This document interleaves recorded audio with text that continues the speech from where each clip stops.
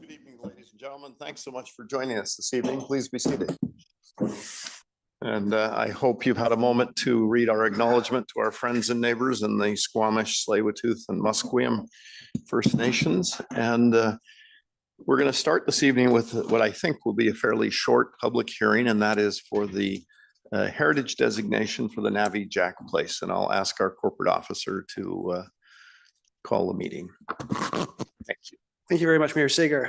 Council is convening this public hearing to consider and receive submissions regarding the following proposed bylaws. For item 3, it's heritage designation bylaw number 5459 2026 for the Navi Jack House at 1768 Argyle Avenue. And then later on for item 4, the bylaws are official community plan bylaw number 4985 2018, amendment bylaw number 5451 2026, zoning bylaw number 4662 2010, amendment bylaw number 5452 2026, and a public meeting to receive submissions regarding proposed development permit 25099. Those are all for the addresses 6408 to 6418 Bay Street. Anyone who believes that their interest in property is affected. Sorry, but you're reading both of them. I'm just going to read the procedure for the whole public hearing, unless you want me to read it out twice tonight. I don't mind. I see. Okay, fair enough. Anyone who believes their interest in property is affected by the proposed bylaws and proposed development permit will be heard and or may provide a written submission either in person or via email to correspondence@westvancouver.ca. No one will be discouraged or prevented from making their views heard. Council members may ask questions of you following your presentation, but council's function during this public hearing is to listen to the views of the public and not to debate the proposed bylaws and development permit.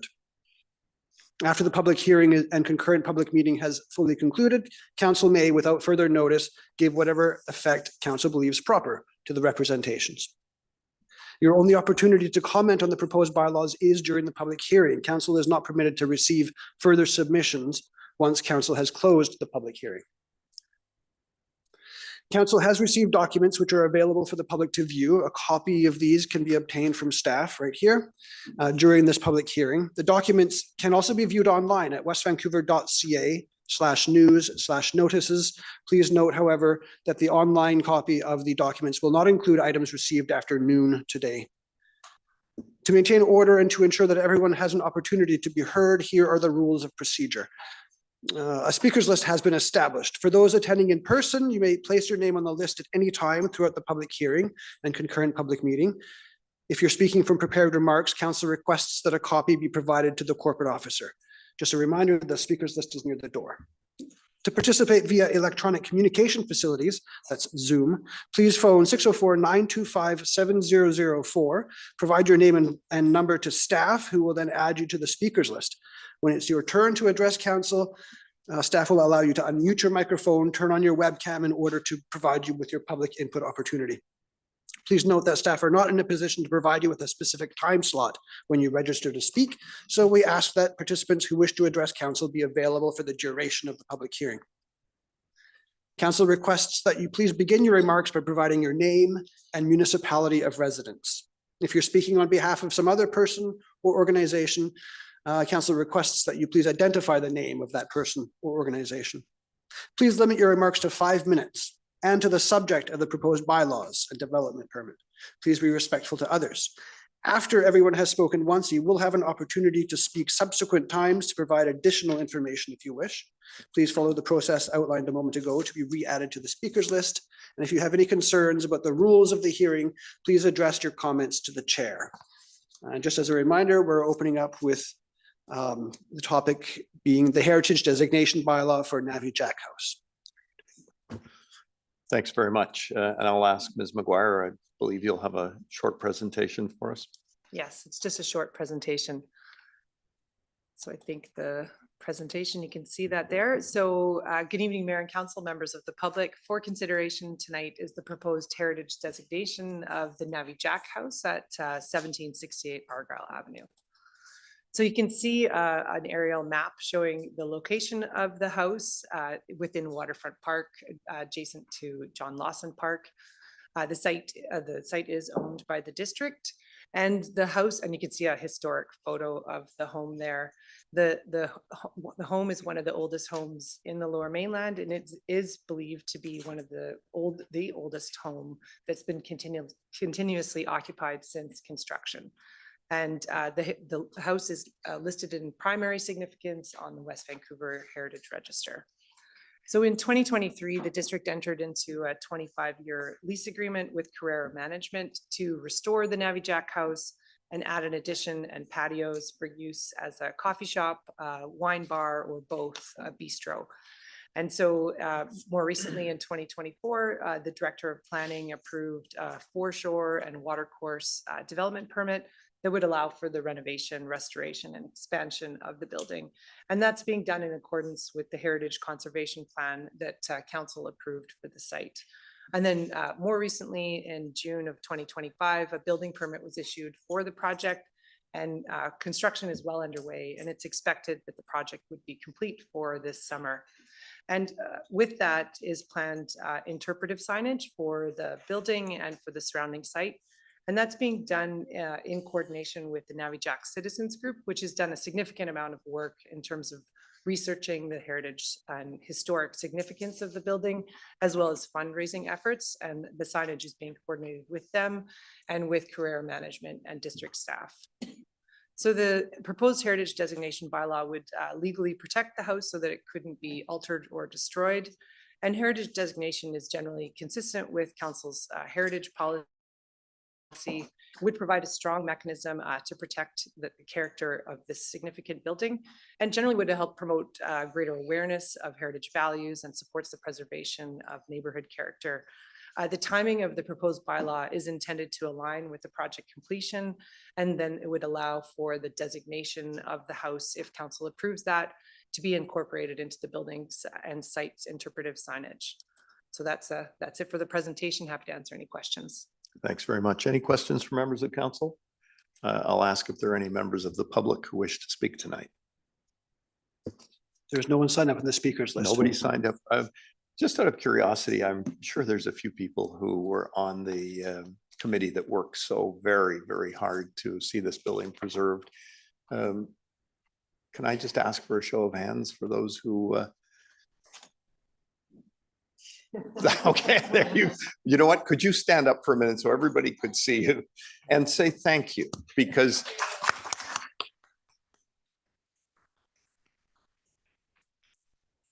your efforts and your push to see this building preserved made a huge difference. And I hope you've had an opportunity. I was fortunate enough about 2 weeks ago to go through the building, and I hope you'll agree with me. The fellow restoring has done a superb job. It is going to be a real asset for this community. I'll ask again, is there anyone who wishes to address council on this issue? And I should just say, by the way, I'm told that the delay in finishing the building is because some of the parts for the awning are stuck in the Sea of Hormuz. No, it's the sea, and because of the conflict in the Middle East, there's some parts that are on a freighter. Who would have guessed, really? Anyway, I'll ask for a third and final time. Is there anyone here this evening that wishes to address council on this public hearing?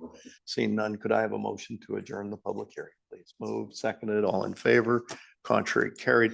And now I'm going to ask, I'm going to call to order our council meeting. We'll come back to the next public hearing just to get this matter done.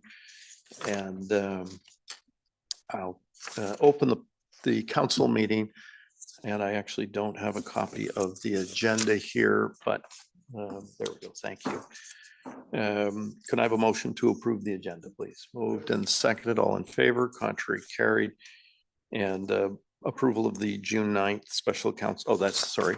And now could I ask for a motion to approve the bylaw designating the Navijack as a heritage designation? Who would like to make that motion? Councillor Thompson, and then seconded by Councillor Gambioli. And I will call the question. All those in favor? Contrary, carried. And now I will adjourn the public hearing. Can I have a motion to adjourn, please? Moved. Sorry? Sorry, the council meeting. Thank you. Move second, all in favor, carried. And we did vote to adjourn the public hearing, didn't we? We did the first portion, yes. Perfect. Okay, so we're all done. Navijack is well on its way to be preserved. We will now move to the second public hearing. Due to what I feel, I have a very close friendship with the owner of the next public hearing matter. And I have concluded that I'm not able to come to it with a objective, open mind because of the close friendship. And I think it's very important that in the public hearing process that we respect that.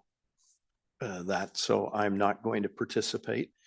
But I would like to say, just for Horseshoe Bay, that I'm really excited to tell you, I know you've been patiently waiting. If you join us at our meeting on June 22nd at 6 p.m., you will hear the work that we've been doing on the boathouse.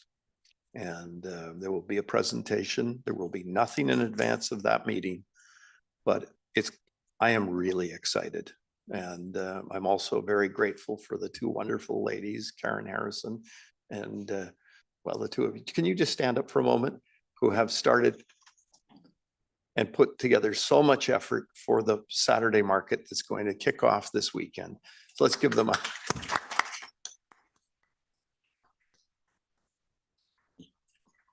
And with that, I have to turn the chair over to the acting mayor, Councillor Watt, if you'll take over. And it's tough to leave on this one, but there we go.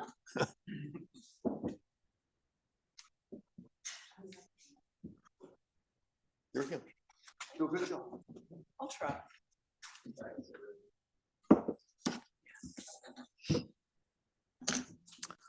Okay, so as the mayor explained, I'm Councillor Watt, acting mayor right now. And are we going to go through the same procedures again for this public hearing? I read that out once for the benefit of We're both good. portions. Okay. Thank you. So I just want to say, I hope everybody is respectful, no clapping, jeering, whatever. Let's try to approach this with an open mind. The clock is on the wall. Everybody has 5 minutes. And I'm just curious, Pascal, how many speakers have signed up so far? Do we have an I think idea? around 15 or 20, somewhere in that neighborhood. All right.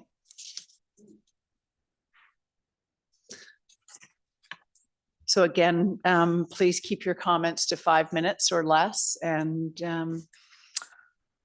start. We'll start with the presentation. Yes. Thank you. I just have a short presentation. I should just note that the applicant also has a presentation, and so I turn it over to them after this.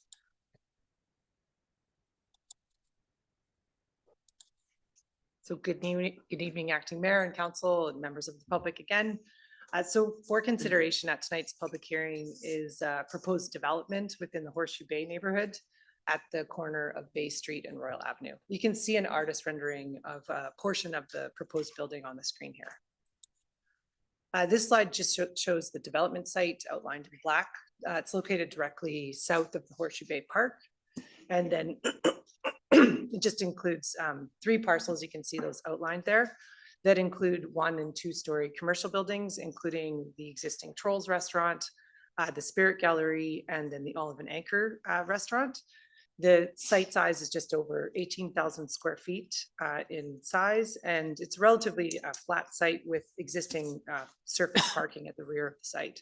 And the site generally has very good access to the ferry terminal, transit service, and then obviously Horseshoe Bay Park across the street.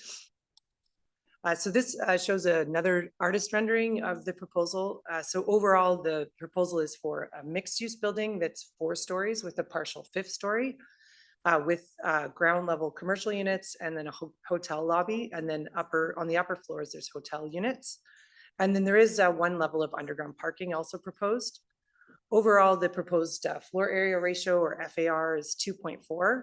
And I won't go into much detail about the building design, as the architect will be speaking about that in their presentation, but generally the proposal is being brought forward in a response to the village context.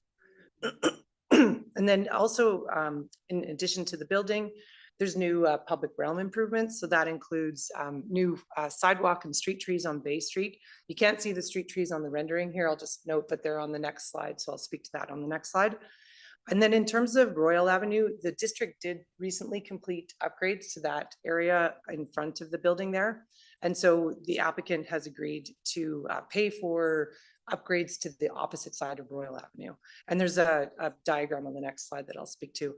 But just one more note about the project generally. Based on review of the commercial uses and the hotel use that's proposed, which is, as we understand it, more economically challenging in terms of the development proposal. In this case, a community amenity contribution or CAC is not applicable. So here you can see a ground level plan showing the ground level uses of the proposal. And you can also see the surrounding streets. The area circled in red there, that's the other side of Royal Avenue. So what the applicant would be providing is upgrades to that area, which would include removal of the existing asphalt bike lane and then the planters that are there, and then restoring that sidewalk area similar to the opposite side of Royal Avenue with a larger pedestrian area and parking along the edge of Royal Avenue there. The project's being brought forward underneath or based on the Horseshoe Bay local area plan that's in the official community plan and the relevant policy for the village heart you can see here on the screen. It does anticipate a mixed use and multifamily developments up to a floor area ratio of 2 and up to a height of 4 stories. As described, the project is requesting some additional density and that additional 5th partial story.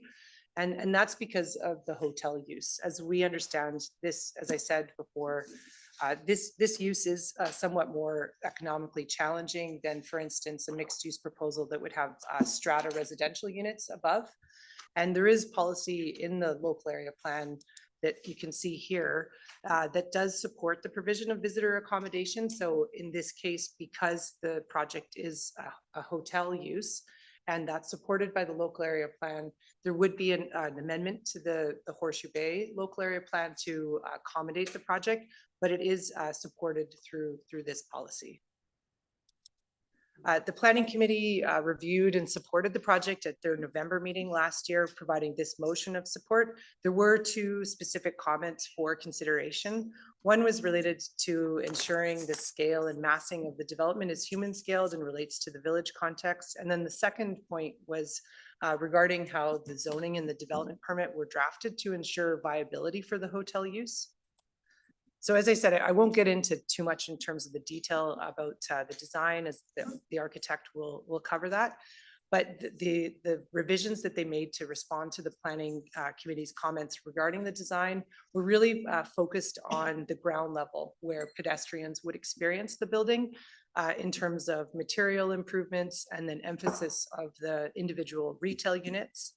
And I'll leave it there and let the applicant continue with further information about that. But then just in terms of the viability of the project over the long term, the proposed zone that council has for consideration allows for the hotel use as proposed and for longer term stays. So that would include longer term stays like rental housing, and that would be for future flexibility for the project. There was public engagement that was hosted by the applicant. They hosted 2 meetings, both last year, one in July before submitting the formal application, and then one in November. There's 2 reports appended to the staff report that were provided by the applicant team, and they provide more detail on the summary of feedback that was received by the applicant team, noting that council has also received feedback since the notification directly. A lot of the comments have been generally supportive of the project that were received. There have been concerns that have been voiced though, and those have focused mostly on the architectural expression as well as the scale of the project. And just to reiterate that that is being requested in terms of a moderate increase in density and height to ensure viability for the hotel use, which is supported by policy, and staff do support the proposed design. So to conclude, subject to tonight's public hearing, we are recommending that council approve the project. As in staff's opinion, the project is generally consistent with the local area plan guidelines, and meets the intent of the LAP by providing visitor accommodation within the village and including the commercial units at ground level. It is supported generally by council strategic objective to support commercial vibrancy and visitor accommodation. And this site is obviously very well served and has a great access to the ferry terminal, public parks, and transit in the surrounding area. So thank you and happy to answer any questions. Thank you. Does council have any questions for planning before the proponent comes up to speak? Councillor Thompson? Thank you. You said the site or the project is 4 stories and a partial fifth. And the partial fifth is an elevator shaft. Through the mayor to Councillor Thompson, it does include the elevator shaft, but it also does include an enclosed amenity area. But the reason why we are considering it a partial story is it's quite small compared to the footprint of the rest of the building, approximately 1,000 square feet. So you really wouldn't see that level of the building at all from the ground level and experiencing the building. It is pulled back quite far from the edge of the building. And if there was just an, what do you call it, a rooftop garden without any building structure, would you consider that, even though it's being used, the roof of the 4th floor to be used, would that be considered a 5-story as well? Or is it just because there's the amenity on there? It's just because of the enclosed amenity area that it's considered a partial 5th story. If it was just the elevator overrun or elevator shaft, then that wouldn't be considered a story. Okay, thank you. Thank you. Any other questions from council? No, okay, failing that, I suppose, invite the proponent up to speak.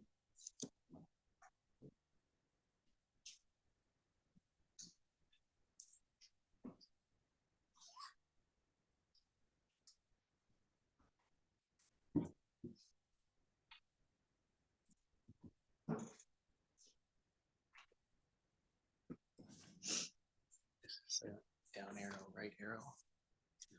Okay, perfect. Good evening, Mayor and Council, and thank you for the opportunity to present to you this evening. My name is Kelly Richter. I'm a resident of the Glen Eagles area, and I work for both Northwest Properties, the development manager, and KM8 Canada, the property owner. As mentioned at the first reading, Horseshoe Bay Village represents much more than a development opportunity to us. The owners of both Northwest Properties and KM8 have lived in the area for decades, and as locals, we recognize the unique character of Horseshoe Bay and the responsibility that comes with proposing a project in such a cherished location.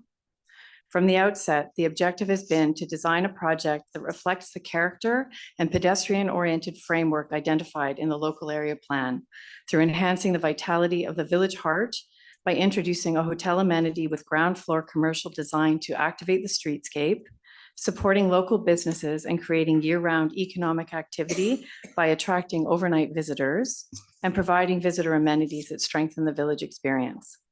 We believe the proposed boutique hotel presents an opportunity to enhance Horseshoe Bay's position as a vibrant and welcoming destination, rather than a point of arrival or departure.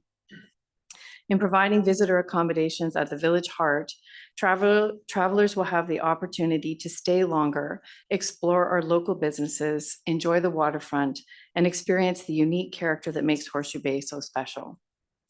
Feedback we received through the public consultation process has refined the design to what you will see presented today, while remaining consistent with the vision and policies of the local area plan.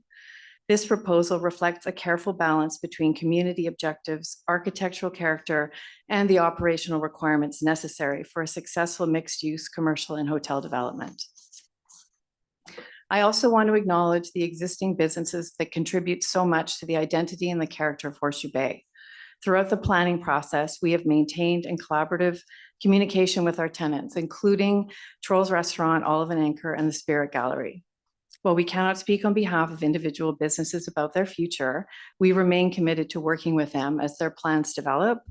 And we're very happy to be able to share that Spirit Gallery intends to open a new gallery space in one of the proposed commercial units along Bay Street, should we be successful with this presentation. And I'd like to now turn it over to Taizo Yamamoto of Yamamoto Architecture, who will walk through the design. Good evening, Acting Mayor and Council. Thank you for having us this evening. The context plan is useful to emphasize again what a prime location this site is at the heart of the village and facing Bay Street. In this location, the project will help to achieve the following goals of the OCP and LAP. 1, to contribute to more vibrant local economy. 2, to support commercial activity. 3, provide visitor serving amenities, emphasizing Horseshoe Bay as a destination. And 4, providing active retail at grade in a mixed use form.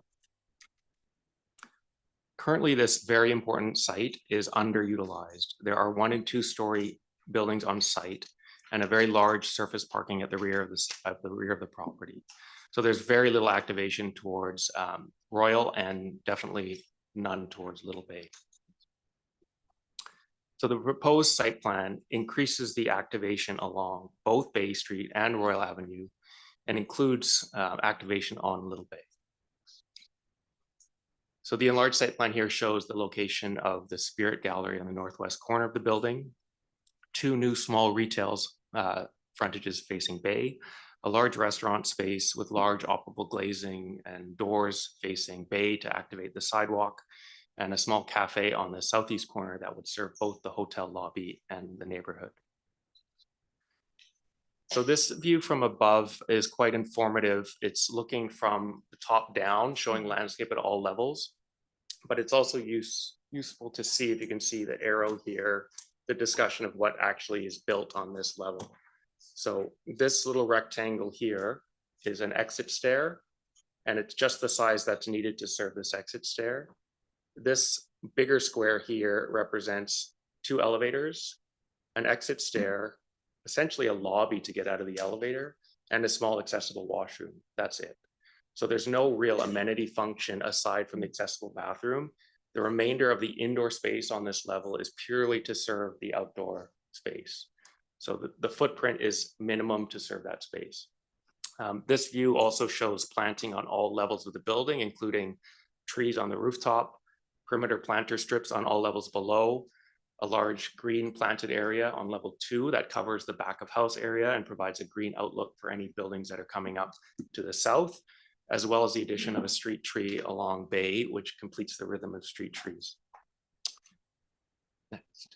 So for the design concept, we wanted to have a starting point that was inspired by the setting, but that could also achieve other objectives of the LAP guidelines and to reflect Horseshoe Bay's eclectic and historic identity, both as a working waterfront and as a recreational seaside cottage destination.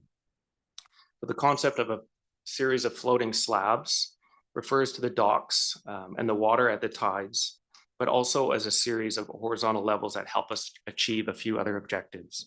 First, to work with the hotel program and provide variation in massing through these alternating and varied slabs, while keeping the simple form that's needed to have efficient hotel rooms and stacking hotel rooms. 2, limit the overall building height compared to a project that would have a pitched roof on top of the 4th floor. 3, to set up strong horizontal datum at the top of the ground floor, which allows us to create fine detail, finer grain at the pedestrian level compared to the simpler hotel forms above. To create planters and greenery on all levels of the building. And finally, to create usable space on the roof. So this elevation the design meets the LAP guidelines for demonstrating individuality while contributing to a harmonious streetscape, creating visual interest through diverse styles and roof lines. And it's important to note that the LAP diagram that talks about varied roof lines includes flat roofs. It also presents contemporary facades that avoid visual clutter. Again, that's directly from the LAP. So here also we can see, we can count levels 1, 2, 3, 4, and the limited built form on level 5 is again, just that rooftop access. It's also worth noting that the top floor, the 4th floor now is stepped back 14 feet from the roof of level 3 along the north and 12 feet from the roof of level 3 along the east. So significant step back, which we can show in the 3D views, how it helps to receive the upper levels of the building. Yeah, next. So the project has gone several updates in response to the initial public information meetings and as well the feedback that we received from Planning Committee. In particular, the focus is on the human scale to more warmth, texture, and variation within the ground level storefronts, including more jogs within that building form, introducing different materials and storefront colors, and the addition of fabric awnings in place of the steel and glass canopies that we had previously. So this view shows the larger area of glazing at the corner restaurant with those fabric awnings, small scale signage, and wood shake cladding. This is contrasted a bit to the more regular hotel rooms, but the hotel rooms that are offset by the alternating balconies and all of the planting on the various levels above. One other thing to note in this view is the intent to keep the takeout window that's been a fixture within the community. So here's another view showing the northeast corner and with the alternating slabs and planting on different levels. And you can see that from the ground level looking up, because that top floor is recessed, you really don't experience it from the sidewalks adjacent. And again, that's the 3-story street wall with the recessed 4th floor behind. You can also see that there's a variation in scale along the storefronts as you move further west. Next. So this is a view of the Southeast Cafe, which can serve as a standalone cafe for the residents of the community, but also for the hotel guests. It also brings in a different storefront character to add more eclectic kind of character and break down the scale of the ground floor, and also bringing activation along to Little Bay. So all 3 frontages have glazing, activation, and pedestrian interest. Next. And then just another view of the cafe that shows the unique facade treatment that characterizes each retail frontage slightly differently, creates to the variation along the frontages and the human scale. Next. In terms of material palette, the materials themselves refer back to the LAP and 2 aspects in particular. 1, the working waterfront and recreational seaside cottage destination, and 2, the use of contemporary facades. So we're balancing textured, more robust materials like board form concrete, the balcony and planter walls, with the greenery of planting and warmer natural and maritime inspired materials like the wood soffits and shakes. And going back to the horizontal slab concept, having the seaside character really reinforced at the ground level through the use of the wood shakes, fabric awnings, and smaller scale retail frontages. Next. So we feel that this project would bring new energy to the community, provide destination accommodation, new retail, and new visitors to support local businesses. It would make the best use of a very important central site, achieve key goals of the OCP and LAP, and help strengthen the character and vibrancy of the neighborhood. We also feel that the design will contribute to the eclectic character of Horseshoe Bay and provide a rich and active pedestrian realm for the community. Thank you. Thank you so much. First, are there any questions from council? No? Okay, thank you very much. So I think we'll turn this over now to the public for questions. Thank you very much. The first 3 names on the list are Christine Amanti, Cloth Bay, and Kim Whittle. Christine Amanti.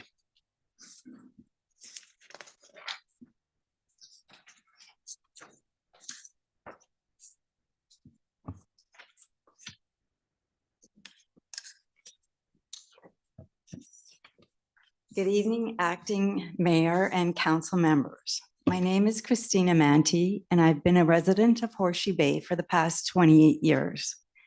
It's hard to believe so much time has passed, yet I still vividly remember celebrating Y2K in our rental home on Bruce Street. My husband and I have purchased our home in 2003, and since then, we have cherished living in this charming small town. Its natural beauty, its character, and the wonderful neighbors who make this community feel like family. I'm here tonight to express our support for the proposed mixed-use development, including retail, restaurants, and a boutique hotel. With no hotels currently in West Vancouver, the need for short-term accommodation is significant.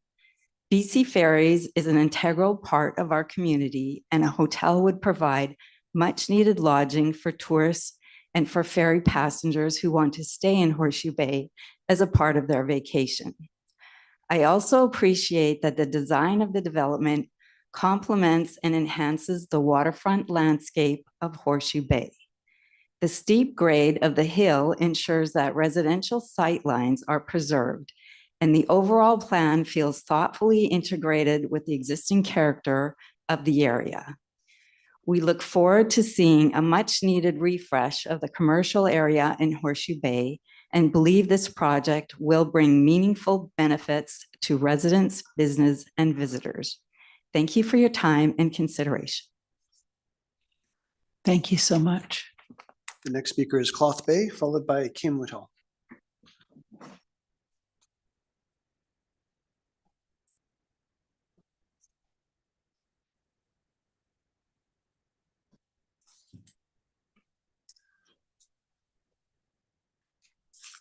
Well, see, my name is Cloth Bay.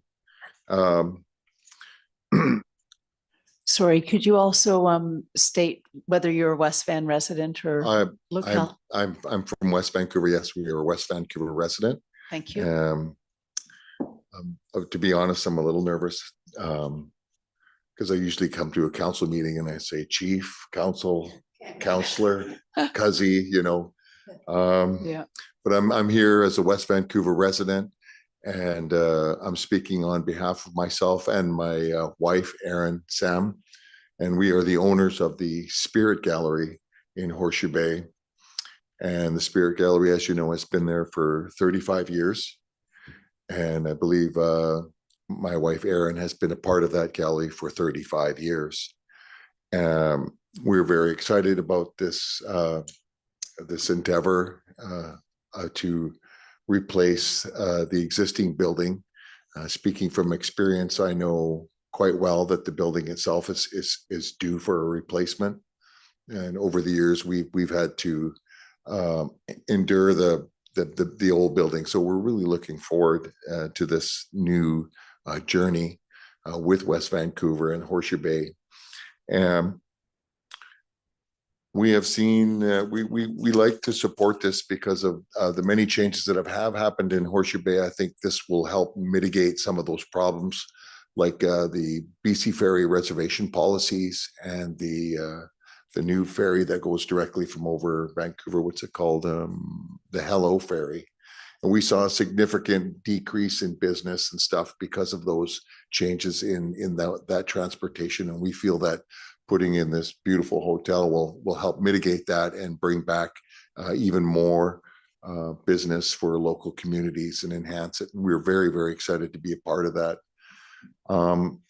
We're grateful for the developers, and because they're local developers, and they generally care about the community and the future of it. They've been transparent, professional, and respectful, and they have a clear commitment to preserve, the Spirit Gallery, but also the whole location. They want to enhance the streetscape and support local tourism and contribute to the beautification and economic vitality that will all benefit from it. So people will come and they will stay and they will explore and really come to realize that Horseshoe Bay is kind of one of Vancouver's hidden gems. It will become a destination place to go with the new apartments. They put a new park in, and now they're going to put a new building in. It's just becoming such a beautiful place to be. So we're very excited about all of this and look forward to many more years in the Spirit Gallery and working with the developers as best we can. Thank you for your time. Thank you so very much. The next name on the list is Kim Whitall, followed by Ab Troll, I believe, and then Suzanne Doyes. Kim Whitall.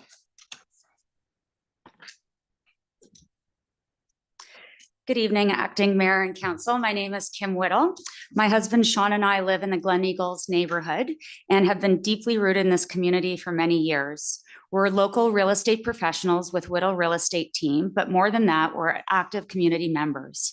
We support local school fundraisers like the Glen Eagles Elementary Pumpkin Patch, participate in the Rock Ridge Golf Tournament, and most recently had the pleasure of being involved in the Spring Fest West at Glen Eagles Community Center. The community matters deeply to us, which is exactly why I'm here tonight. I'm here to express our strong support for the Tides proposal down in Horseshoe Bay. First, the developer. The owners of both Northwest Properties and CAM8 Canada Holdings live right here in West Vancouver. This isn't an outside developer with a generic project. These are neighbors who understand that Horseshoe Bay means what Horseshoe Bay means to this community, and it shows on how they've conducted themselves throughout this process. When the community spoke at the 2 public consultation meetings, they listened. The original proposal was amended in direct response to the public feedback. That's not something every developer does, and it deserves to be acknowledged. We should feel good about who's behind this. Second, we desperately need this accommodation. The North Shore has very few hotel options, and Horseshoe Bay is a gateway community with BC Ferries traffic coming through every single day. Visitors arrive here with nowhere to stay. That's a missed opportunity for our village, our restaurants, our shops, and our local economy. 42 hotel units might not sound like a lot, but for Horseshoe Bay, it's transformative. And here's what I want council to really think about. Horseshoe Bay has the potential to be a genuine destination, not just a ferry stop. We have a stunning waterfront backdrop, mountain views, a charming village atmosphere. People travel the world for settings like this. I imagine weddings, family reunions, corporate retreats, groups that come, stay multiple nights, and spend their money right in the bay. A hotel makes that possible. Right now, we can't capture any of that business because there's nowhere for groups to sleep. This proposal changes that. Third, the design activates this corner in all the right ways. Ground floor, ground floor, retail, a cafe, a corner restaurant, and sidewalk patios. This building creates life on the street. The rooftop community, which is the proposed 5th level, allows space for events and is a genuine gift to the neighborhood. And the design itself, the wood elements, the step back upper floors, the balconies, feels like it belongs here. Finally, this is consistent with the vision this community has already set out through the local area plan. Council and residents did that work together. This proposal delivers on it, and I encourage you to support it. Horseshoe Bay deserves investment like this. The developer is local, they listened, the design is thoughtful, and the community has responded positively at every step. Let's keep it moving. Thank you. Thank you. The next speaker is Ab Troll, followed by Suzanne Doise or Doisy. I apologize for the pronunciation. Ab Troll. Thank you.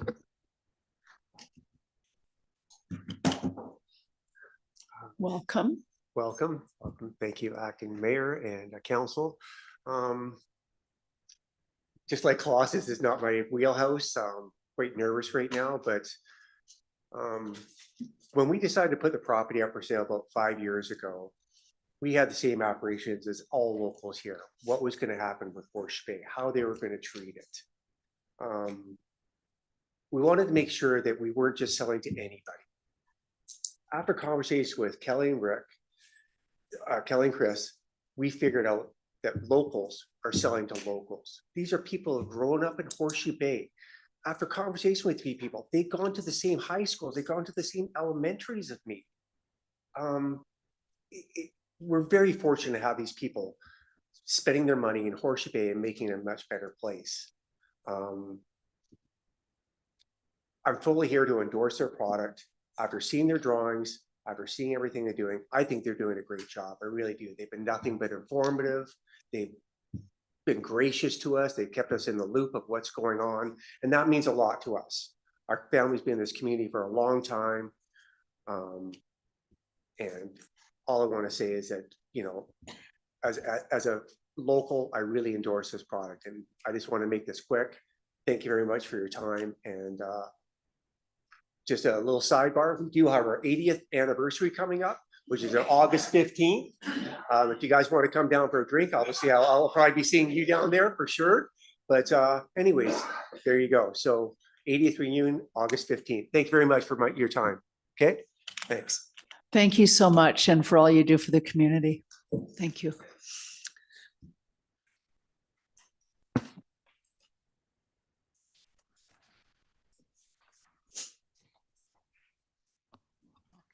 Just getting prepared here. It's Suzanne Dwaz.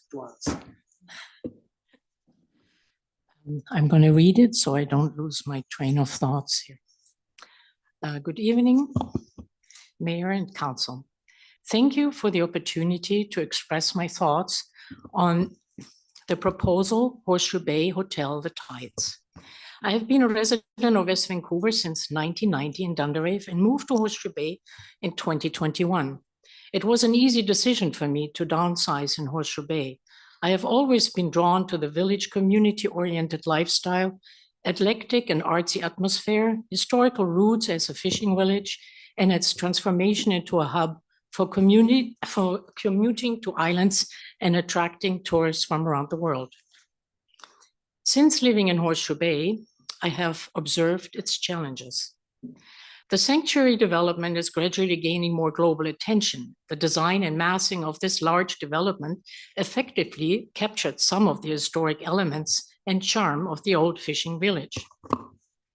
I was pleased to see that the movie industry is visiting the village, particularly showing interest in the old hotel with its retro neo sign and Coca-Cola truck, and filming scenes in some smaller parts of Horseshoe Bay. The motel will likely be replaced as there is a development application process for a 4-story residential building with 27 units.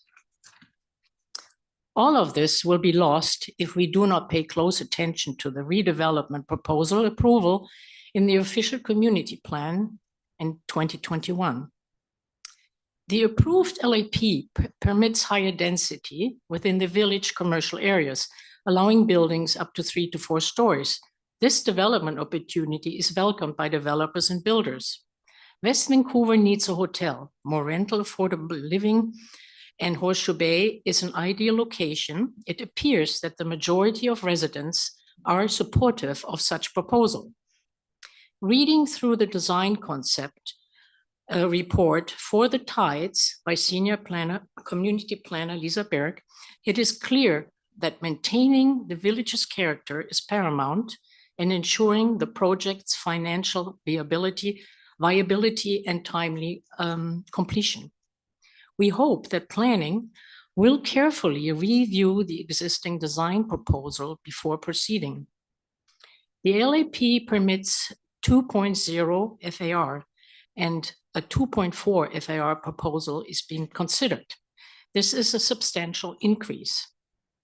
The Tides should be a landmark for decades to come, representing the past, present, and setting a precedent for future developments in the Bay. The existing proposal resembles, a little bit like a ferry terminal. The lacks balanced design, which would enhance the surrounding architecture. I'm referring to the original approved LAP and the renderings, the city streetscapes. I'm unable to comprehend the horizontal references in the report to floating slabs and change in thickness. The building appears boxy with minimal architectural details that resembles the West Coast style, which reflects craftsmanship of wood construction. The opportunities to create a more inviting public space that mirrors the building across the street, referred to as the galleries on the bay, are undeniable. The galleries on the bay is another exemplary design of how massing can be managed, and the proposed development should draw inspiration from it. It is clear that the developer needs to meet a pro forma in maximizing FAR. We are talking about 33 hotel rooms, 9 apartments, and 43 underground parking, a restaurant, a cafe, and shops. The building should exhibit more character and recede more towards the upper floors. The proposed building materials are questionable or not clearly understood. I'd like to highlight, the developer is requesting 0.4 FAR more to accommodate a roof deck with spa features and possible extending 1,846 square feet.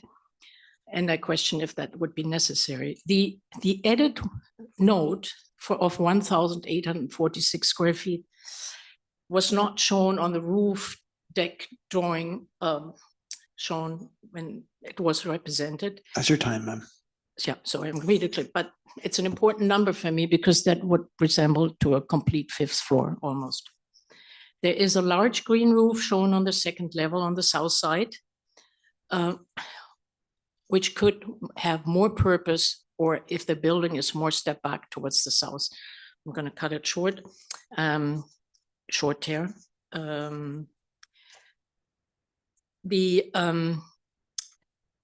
There was no, I had to correct myself. I understood there's no community amenities contribution required in the original plan, but I'm not clear how the roof deck, how public accessible it actually is, or is it something you rent, or, but obviously they're going to take the bike lane away and landscape the public space across. Okay. Thank you. Thank you. Thank you. The next name on the list is Karen Calwhite, followed by Karen Harrison and Shelley Marquardt. Karen Calwhite.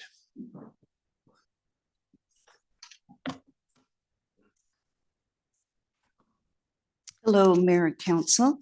My name is Karen Calwhite Graham.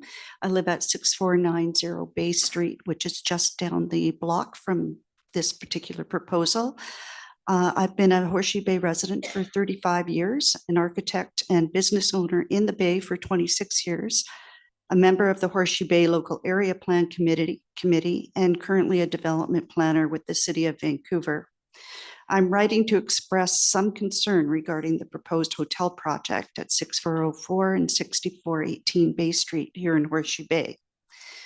This is a significant project for Horseshoe Bay for several reasons. It occupies one of the most iconic corners in the village heart. It's one of the first major developments to come forward under the local area plan, and it will set a precedent for future development in the Bay. Given this significance, I think it's worthwhile to take a step back and remind ourselves of the purpose, the vision, and key principles of the plan. The plan was created to protect and strengthen what makes Horseshoe Bay special. Its vision is for a charming, livable seaside community, and vibrant destination village. The key principles from the LAP include prioritizing low-rise forms of 3 to 4 stories, being sensitive to scale and massing of buildings, and reinforcing the village character through building form materials and varied roof lines. I support the proposed hotel, the restaurant, and the retail uses. They are entirely consistent with the vision of the LAP and will contribute to the vitality of the Bay. Totally support these, all thumbs up. My concern is not the use, it is the actual building, its massing and expression. The proposal seeks additional height and density beyond what is contemplated in the LAP. In my view, that places an even greater responsibility on the project to demonstrate excellence in its design and relationship to the village heart. The Planning Committee reviewed this proposal back in November of 2025 and identified similar concerns. Their professional response was to recommend further work to ensure the project is human-scaled and relates to its village context. In my opinion, I believe the design could be reconsidered in a number of ways to better relate to its village context. First, this is going to be one of the larger buildings in the Bay. The LAP vision is to present these larger buildings as collections of diverse building forms, similar in spirit to the galleries across the street and the large sanctuary development. I feel like the building should provide a stronger architectural response at the corner to mark this important intersection and improve pedestrian flow. Also, introducing more variation, texture, and detail would reinforce village character. and exploring further stepping back and articulating the upper levels to minimize perceived massing and reduce the shadow impact on Horseshoe Bay Park. This is not just another development site. It is one of the most prominent locations in Horseshoe Bay. The building approved here will likely remain for 60+ years or more. It will shape how residents and visitors experience the village heart and influence expectations for future development. That is why I believe council should ask for more. Simply a building that lives up to the vision of not a different project, not a different use, but simply a building that lives up to the vision of the LAP, one that reflects the character and quality of this remarkable place. I would say that if council is prepared to grant additional height and density, the community should receive something exceptional in return.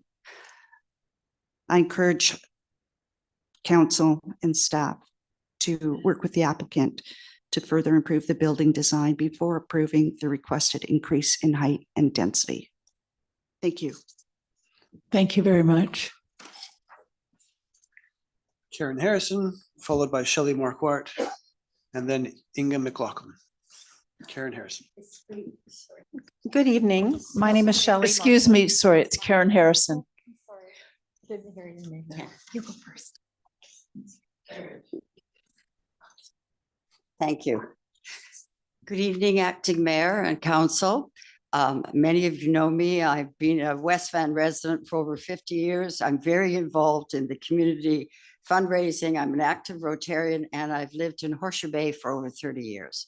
And I live in the penthouse in the wonderful building of Galleries on the Bay that's getting so much praise and with this project. And I live in the unit that it will be looking directly at the hotel and the project. And I fully support this. I have no concerns about shadowing, about height. I was a member of the local area plan for Horseshoe Bay. I'm aware of zoning issues and so on, but I think we badly need accommodation and we need revitalization in Horseshoe Bay. And so I fully support it. And I think, as many people have expressed today or tonight, that this is a local group really giving so much time and energy, and I think doing making a wonderful contribution to our little village. And I think they've been respectful. They've listened to things. I feel the building, I too had some concerns in the beginning about the design, but I am pleased with the changes they've made. And so I would totally support this 100%. And I look forward to hearing all the construction noise. And but that doesn't bother me because I think we need to move forward in our village. And I hope to see you all at our market this summer. That's another thing that we're moving forward on. So thank you. Thank you, Karen. And you have been an absolute powerhouse when it comes to getting that market going. Full appreciation. Okay, now it's Shelley Marquardt's turn, followed by Inga McLaughlin and Allison Keller. Hello, good evening. My name is Shelley Marquardt. I live just down the street from the iconic Trolls Restaurant and proposed development. I've been living in Horseshoe Bay for about 25 years now, and what a pleasure. What an incredible community. You know, I really like the idea of the hotel and the development, and I really feel that it will bring vitality and will support the community. And I stress, I really do love it. But I really feel that we have a responsibility to the future of all the future buildings that will be built in this tiny little village, which is very tiny in West Coast style.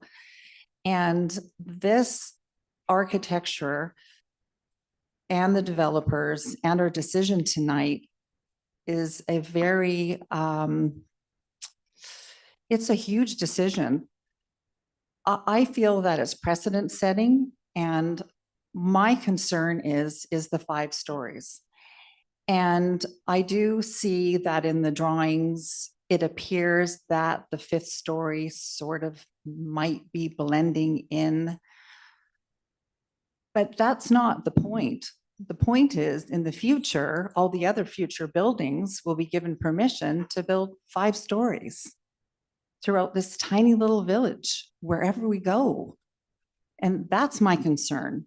I just feel that they're pushing the envelope in a way that I don't think is sensitive to a tiny little village that we have, to have 5 stories when the designation compliance allows for only 3 to 4 stories. It really takes away from the village feel having the 5th story, and if many more buildings become 5 stories. So that's my concern. I'll leave it in the hands of those who vote. And again, strongly, it's about the precedent setting. Yeah, thanks for your time. Thank you very much. The next name on the list is Inga McLaughlin, Allison Keller, and Bob Scragg. Hi, my name is Inga McLaughlin, and I live at the Galleries at the Bay next door there.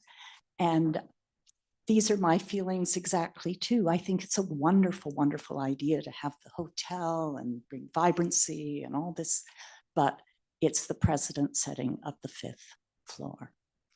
It may not, this particular building may not shadow the park so much because it's set back, or the size of what's on the 5th floor will not shadow the park, but we've just got that beautiful park. And the sun comes from the south, and in the winter now the shade is all going to be cast on that beautiful park. And so that's fine for this building, but what happens next door, the next person all the way down the street? Will they all be able to build 5 stories if we do this? That's my concern. Thank you for listening. Thank you. Allison Keller, followed by Bob Scragg.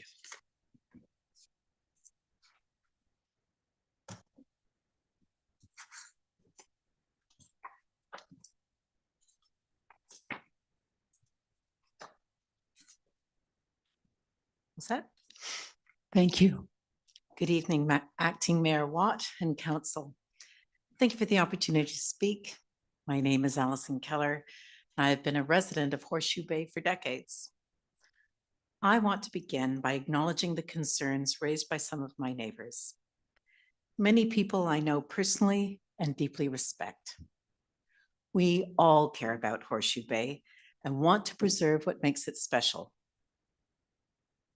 Where we differ is on how we see its future. Over the years, I've watched Horseshoe Bay evolve from a quiet ferry village into one of the most vibrant and visited destinations on the North Shore. Residents and visitors alike enjoy the restaurants, cafes, shops, gallery, marina, parks, and waterfront setting that make this community unique. Horseshoe Bay is no longer the sleepy village it once was. The question before council is not whether the community will change. It already has. The question is whether we will embrace responsible change that strengthens the village and helps it remain successful for generations to come. I believe this proposal does exactly that. The project provides a boutique hotel, replacement restaurant space, new commercial opportunities, and a continued home for the Spirit Gallery. Together, these uses will contribute to a more active and vibrant village center while supporting the businesses and services that residents and visitors alike appreciate. What stands out most to me is the hotel. A hotel is not simply another building. It delivers economic infrastructure. It brings visitors who stay longer, dine locally, shop locally, and support local businesses throughout the year. It provides accommodation for friends and family visiting residents and helps sustain the commercial vitality that makes Horseshoe Bay such an attractive place that it is. In other words, this project is not simply an investment in a property. It is an investment in the long-term economic resilience of the village. I've also heard concerns that the community is not receiving enough in return for this project. Respectfully, I see it differently. Not every community benefit is measured by a cash contribution or a line item in a municipal budget. Sometimes the greatest benefit is the long-term health of the community itself. This project can boost commercial activity, helping to sustain the village businesses and amenities that all of us, supporters and opponents alike, appreciate every day. To me, that is meaningful community benefit. I've also heard concerns about views. Simply, none of us own a permanent right to a view across neighboring properties. Each generation has experienced change. The cottages and small buildings that once stood here have given way to the mixed-use buildings that many of us now consider part of Horseshoe Bay character. Those earlier property owners could have made the very same argument. Communities evolve. That is how they remain vibrant and relevant. Change can be difficult, especially in a place that people care deeply about. Horseshoe Bay has always evolved. Each generation has left its mark on the village, helping it adapt while preserving the qualities that make it special. Our responsibility is not to prevent change, but to ensure that the community continues to thrive as it evolves. In my view, this proposal does that. It strengthens the commercial heart of the village, supports local businesses, welcomes visitors, and helps ensure that Horseshoe Bay remains vibrant, resilient, and relevant for future generations. For those reasons, I respectfully encourage council to support the application. Thank you. Thank you so much. Bob Scragg, followed by Sheila Donahue.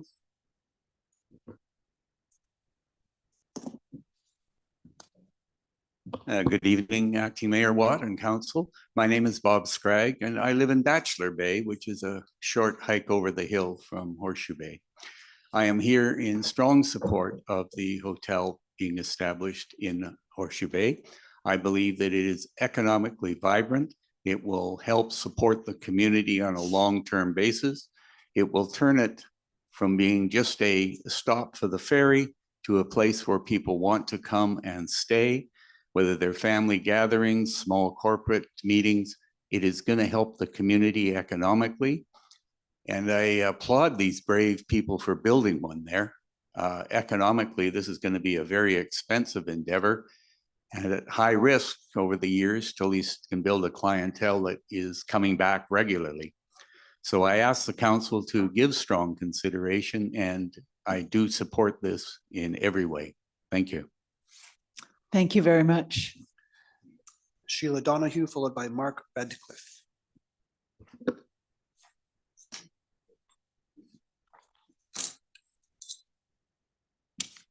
Good evening, Acting Mayor and Council. My name is Sheila Donahue. I live in Whitecliff, and I'm here to speak in support of this project. Since moving here over 20 years ago, Horseshoe Bay has been an important focal point in the community life of family and friends. And I'm a strong proponent of spending locally. I want to see our community thrive. For this to happen, though, we need spending opportunities that attract not just locals, but year-round visitors who can make significant contributions to our economy. This project accomplishes goals set out in the Council's strategic plan and the Horseshoe Bay Local Area Plan, while enhancing the amenities in Horseshoe Bay specifically and West Vancouver in general. It's a real loss to our community that countless dollars are being spent on accommodation and associated purchases in North Vancouver and other places. Residents and visitors should be encouraged to spend money locally, and I think would prefer to do so. The ferries and public transit, the spectacular natural environment of Howe Sound, and the many sea-to-sky attractions all work in our favor, but the glaring shortcoming is our lack of a nice hotel. How can we attract and retain hospitality and tourism dollars if there's nowhere to stay? And we're missing out on local spending as well. A specific example I can give you is that of a wedding being planned for next August. We would love to host this wedding in West Vancouver, but no hotel means many, many thousands of accommodation dollars are being spent elsewhere. And this doesn't include spin-off spending in local shops or restaurants. This is just one example on one weekend. West Vancouver has a unique opportunity in this project. The proponents have a good track record in the development and commercial real estate industry. They have roots in the community, and they have undertaken a respectful and collaborative approach that aligns with the local area plan and feedback from existing merchants, community, and staff. For these reasons, I ask you to approve the development permit before you for consideration this evening. Thank you. Thank you so much. Mark Redcliffe is the next name on the list, followed by someone who's joining us on Zoom, Rob Saviston. Good evening, Acting Mayor and Council members. Thank you very much for the opportunity to address you this evening. I first moved to West Vancouver in 1976 when I moved my parents here from South Africa. I returned to Horseshoe Bay in West Vancouver 21 years ago. And full disclosure, I did play rugby with Ab Troll, but he doesn't know that. He was a better player. I have to say that the galleries on the bay was a benchmark for the development or redevelopment, if you will, or advancement of Horseshoe Bay. Fully supportive, wonderful, exciting architecture. I'm a fan of good architecture. And unfortunately, I would suggest that this design is not good architecture. That being said, it's a matter of opinion. I do appreciate the need for a hotel in Horseshoe Bay. I think it's a wonderful idea. It's a great economic driver. I like the design of the streetscape. I do not understand why we would continue to encroach on Bay Street as far as the sidewalk widths. I walk that route every night and I watch people with wheelchairs, walkers, navigating the narrowness of that particular stretch of road. I'm excited to hear that we're going to try and remedy the bike lane across the street. It's a wonderful development. That was an abomination from day one, but it is what it is. I don't appreciate anything from the first floor up. It's a little blunt, but I don't have a right to a view corridor. However, I think anyone who's coming down Royal, looking to the ocean, sees how the galleries is tiered back from the street. I would hope that the massing would be exactly the same and mirror that. What I see are, this mirrors the R11 zoning debacle in Vancouver. And I know that because I'm involved in a project and trying to do tasteful design to put a multiplex into a 50-foot lot. Slightly different, I appreciate, but still, I think that if we could not be quite as brutish with the design, if we could not make it a throwback to the 1970s, it's very heavy from the street. And I think that's unfortunate. And I think there is an opportunity to change that. Getting back to the view from my home on the 6400 block of Argyle, I recently won the lottery and received an ocean view. I can watch the ferries come in because there is a duplex with a flat roof being developed across the road. I'm very excited about that. My family is excited about that. We will have that benefit for as long as this development does not go to 5 stories. So I think that at the water, you try to stay low and you tier back as you get up the hill to preserve the essence of the community and the views that the people come to West Vancouver and Horseshoe Bay for. Outside of that, I'm in full support of development. I like the mixed use planning that is proposed. I think the Richter family, I don't know you, but I've seen your other developments. I've gone through your website. I think they're tasteful for what they are. Right? Gas stations, multiplexes, and strip malls, things like that. I think it's great. I think it's nice that a local family is investing in the community. I'm excited. I wish I could invest in the local community on this scale. But I do think there are some tweaks that can be made that would make this fit in with what we're seeing over at Sanctuary, what we're seeing at Galleries in the Bay. And I just thank you for allowing me to voice my opinion. Thank you, Mark. The last name on our list, Acting Mayor Watt, is Ross. Yes, Ross Sabiston, joining us via Zoom. I believe, I'll just make sure. Yeah, looks like they'll join us. One moment. Okay. This is your opportunity to turn on your camera and your microphone, please. You have 5 minutes. Hi. Hi, good evening, Mayor and Council. My name is Ross Sabiston. I just put my kid down, so sorry I couldn't make it there in person. Just very curious. Hi. So I would just like to put my support forward for this project. We live up the street in Glen Eagles. We use the park a lot, and I think it would make a good addition to the neighborhood. And I just wanted to put my support forward. And can't go much further on, but I would like to see this go through. Thank you. Goodbye. Thank you very much, and nice to meet you. Bye. Bye. Thank you. Bye. Those Are all the names there- on the list. Yeah. Are there any other people wishing to speak who have not signed up? Welcome.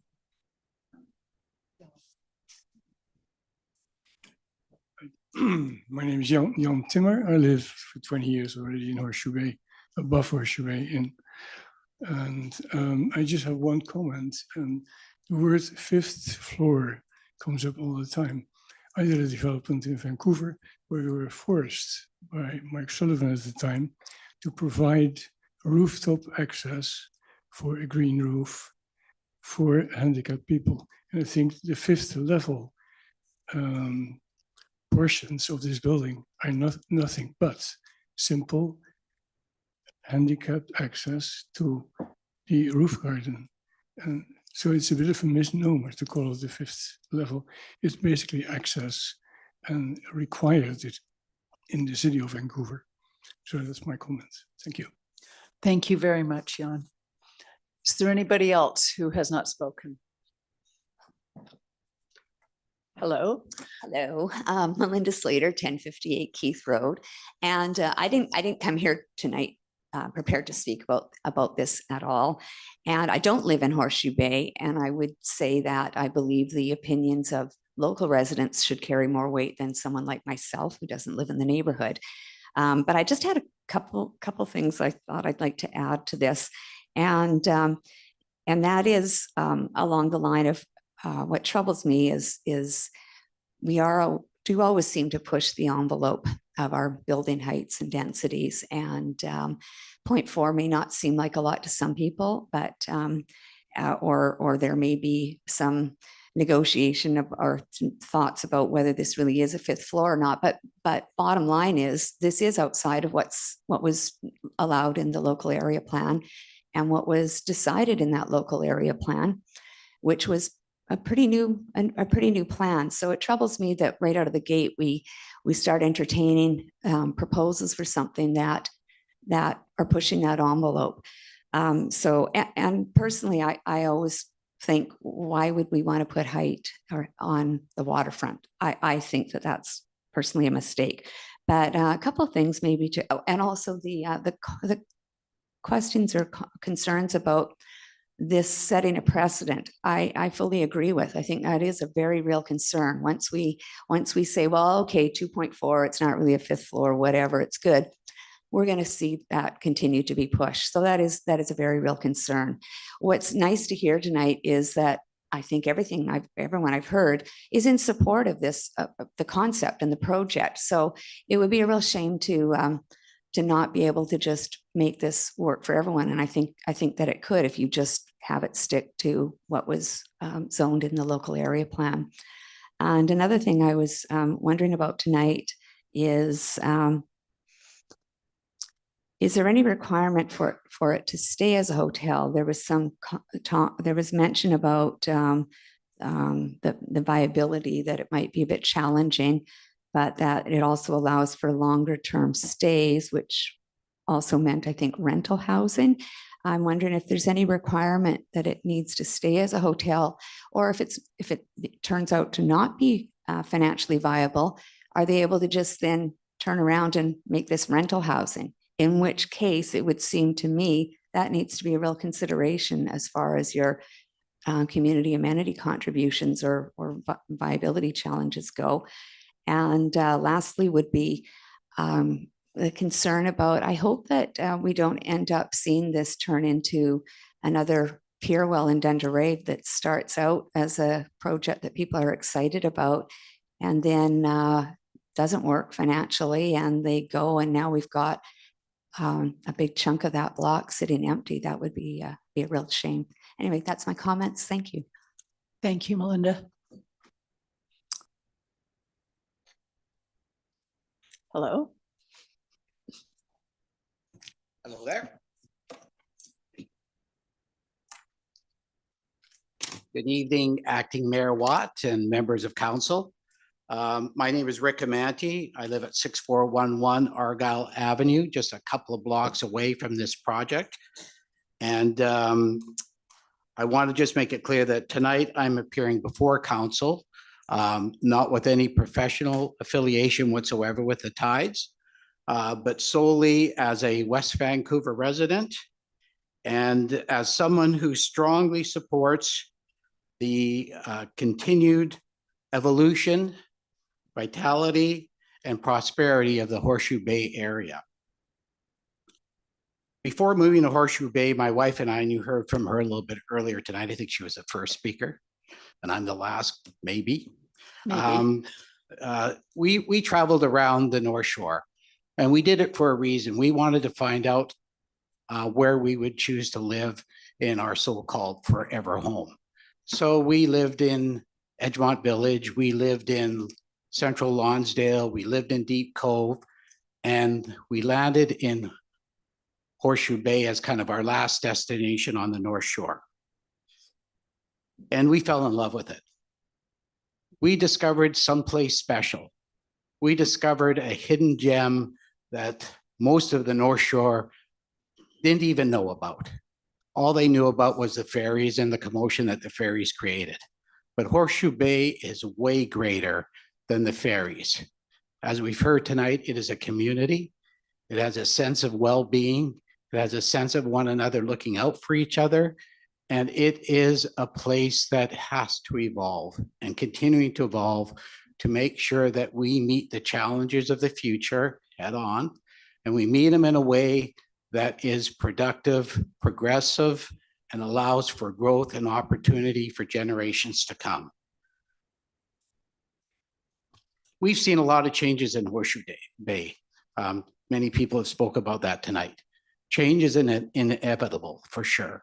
And as much as we may not like to see trolls going into the sunset after 80 years, the reality is they were there for 80 years and we should celebrate the fact that they were able to survive that long in a very difficult business.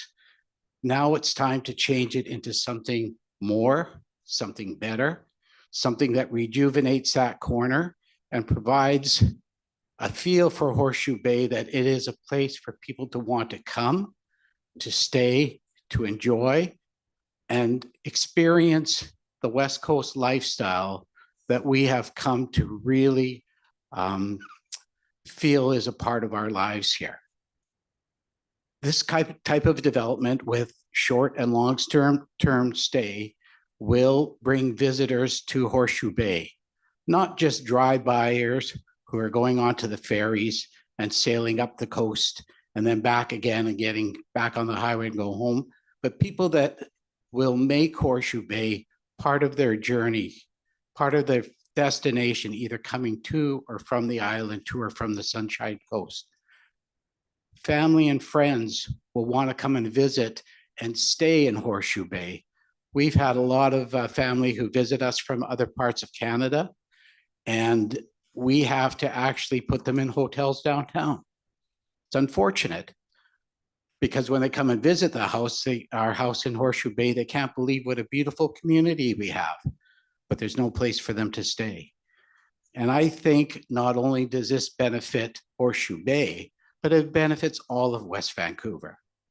And so, I'd ask council to give this serious consideration. Height is height, density is density. Whatever decision you make today is going to not necessarily change the future, but show that there's flexibility in making sure that the future is met with the right decisions in hand. And in closing, I just want to say that we love Horseshoe Bay, and the gem that we discovered, although it was still in its diamond in the rough state 25 odd years ago, has truly become a gem that we would love to share with others. And this type of a project will allow us to do that, not just as Horseshoe Bay residents, but as West Vancouverites. So I hope that you will support this project and give it the due consideration that it deserves. Thank you. Thank you so much.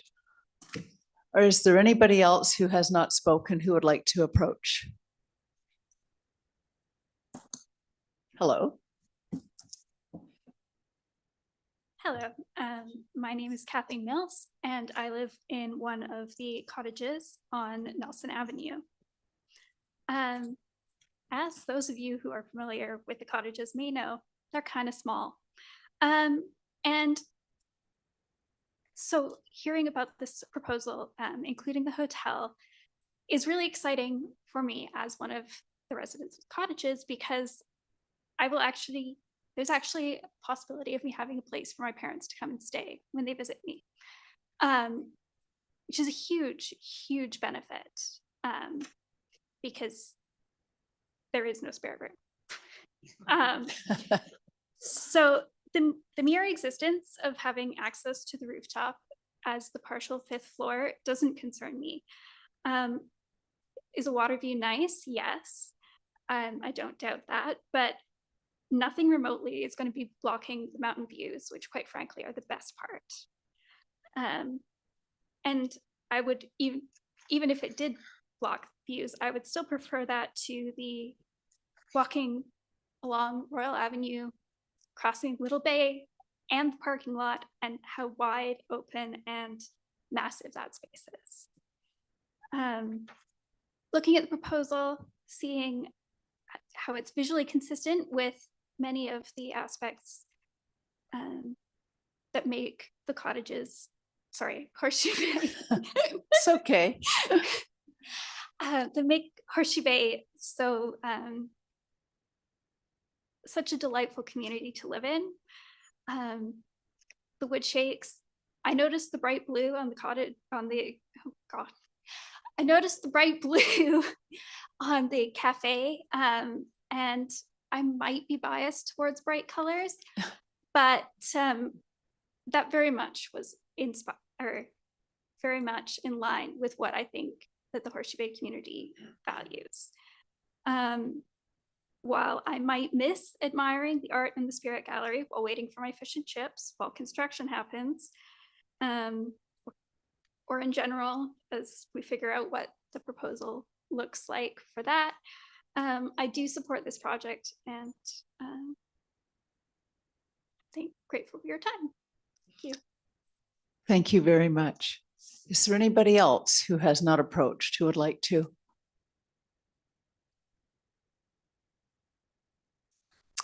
Good evening. Good evening. Good evening, Acting Mayor and Council. My name's Megan Sewell, and thank you for going after Rick so that I didn't have to apologize for not allowing him to have the last word. Tonight, I'm representing Sewell's Marina. We're a 4th generation family that has lived, worked, and played in Horseshoe Bay. I also want to thank the Troll family, Aaron and Clive Bay, Rick and Lisa Kim, for all the memories and time and energy that they've poured into Horseshoe Bay over the decades. Sewell's is 95 years, Trolls, what was it, 80? And Aaron, 35. So fabulous. We've welcomed so many visitors and so many residents into our homes, into our hearts, and we've been part of that heartbeat in Horseshoe Bay. The need for a boutique hotel in West Vancouver is long overdue. The visitor economy in Vancouver, the erosion of hotels, and the ability to stay close to family, friends, and where you want to experience has been slipping away. I've worked in tourism my whole life. I've met with people all over the world. They absolutely fall in love with Vancouver. The number one complaint is there is nowhere to put up their guests. They want to be able to have a place to stay.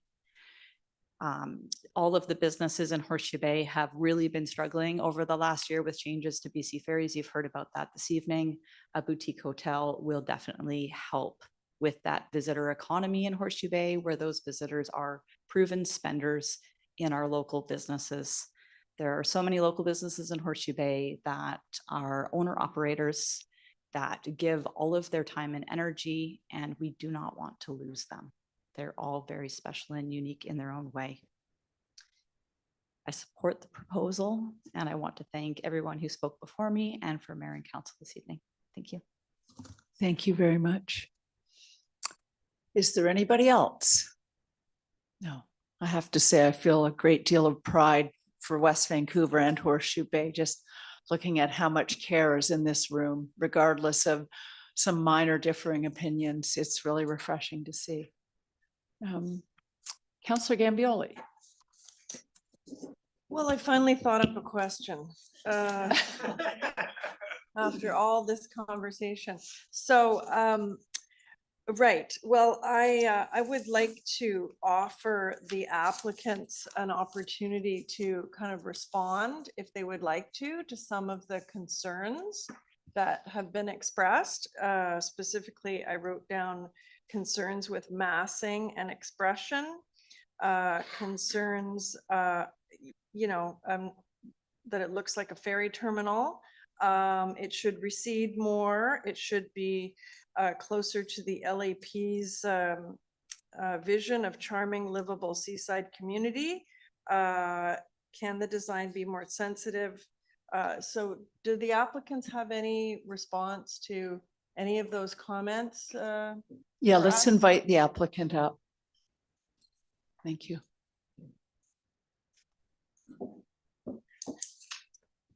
I thank you for everybody's feedback tonight and for the opportunity to speak again. I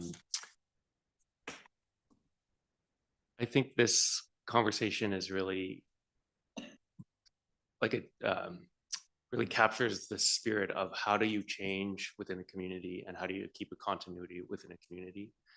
And we did look at the LAP very carefully in terms of the opportunities to integrate something that's a bit more contemporary with the existing fabric, but also to reflect the very real needs of a hotel. A hotel cannot really afford to have a lot of articulation that creates multiple different rooms and multiple different configurations. It starts to not work. Similarly with the density, it's a fairly modest increase in density, but what it allows is it allows for more use at grade. It allows for a nicely sized restaurant on the corner. It allows Spirit Gallery to come back. So I think rather than have less on a site that deserves a lot, we feel like it's a perfect opportunity to maximize what its site could be in a way that is still respectful for the LAP. And I think our colleague here spoke about the rooftop access. It is really not a fifth floor. I think in terms of code definition, we could even probably classify it as a 4-story with mezzanine or rooftop access, but it does not present a 5-story street wall. In fact, it presents more like a 3-story street wall when you look at the way the balconies and roof overhangs are working. So thank you to everybody. I used to be left to play in the park in the front where my parents would go to the keg. So I've also had a long experience at Horseshoe Bay. And it is a very special place. And I think with that pressure and honor and opportunity, I think we can do something that brings it a bit forward in a more contemporary sense. Thank you. Thank you very much. Maybe don't go anywhere. Oh, Councillor Snyder. Thank you. So just a couple of questions. I guess, sorry, 2 questions. One more so for the applicant. I know that the planning committee did review this back in 2025 and provided some feedback to you. Can you identify the changes that you made since the recommendations from the planning committee? Yeah, we were really focusing on the ground level because for us, that has the most impact to the pedestrian realm and the way that the neighborhood experiences the building. So the main changes were related to recessed entries and creating more variation in the street wall along that ground level. And then just a bit further development of the storefronts and the slightly different character between each to really emphasize the different frontages. Okay, thank you. My second question is more for staff, I believe. I know that we heard quite a bit this evening about concerns over precedent setting. It's my understanding that this is a site-specific proposal and that no precedent is set. Can you expand on that? Yeah, through the mayor to Councillor Snyder, that's correct. In this case, staff are providing a recommendation of support specifically because the proposal is being brought forward as a hotel, which there's additional policy that is supportive of that in the local area plan. That is not that wouldn't be the case likely for the next development that would be maybe more typical in the heart area that would include commercial units at grade and perhaps residential above. And with a project like that, we would expect fully that that project would comply with the directions in the LAP for height and density. It is just in this specific instance with the hotel use that there is additional policy to be supportive of an exception in this case, and that wouldn't set a precedent. And I guess just to state the obvious, for the sites that are in this area, each site would be required to come forward for a site-specific rezoning that council would have the decision about. Okay, and just one more question, I guess. My last question is in regards to future usage. Should the viability of a hotel be a challenge? Can you maybe expand on what that would mean as far as options available?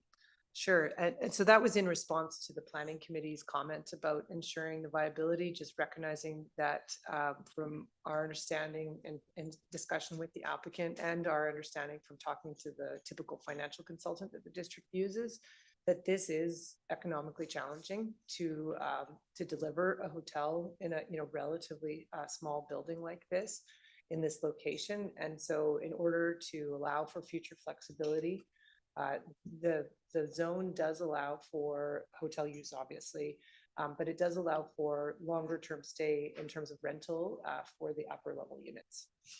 And when you say upper level, that is just the fourth floor, is that? That includes the second, third, and fourth. Thank you. Sorry, thank you. Could you clarify then? So they are largely, the lower levels are hotel rooms. So how could the lower levels become long-term rental? So that would likely require reconfiguration, internal reconfiguration of those second and third level units, because as you say, they are currently designed with the floor plan that they have for hotel suites, more conventional suites that aren't like an apartment unit. So if that was something that was necessary to ensure viability, there would be needed internal design changes likely to support that rental use. Yeah, so I guess that clarifies that the intent is hotel. It's not, they're not trying to present it as a hotel for any other reason. So Very thank much you. Councillor Cassidy. Thank you. So I too have a long history with Horseshoe Bay. My very first real job at outside babysitting, which lent itself to the trajectory of my career, sort of, was at Thorns. And anybody who knows Horseshoe Bay will remember Thorns because it started as a hotel. And in my day, which is a long time ago, it was a very vibrant community because they had the Sun Salmon Derby. And of course, they had the bathtub races. And of course, the sun isn't what it used to be, but bathtubs still are. So in some way, I hope that bathtub race comes back because most people survived it.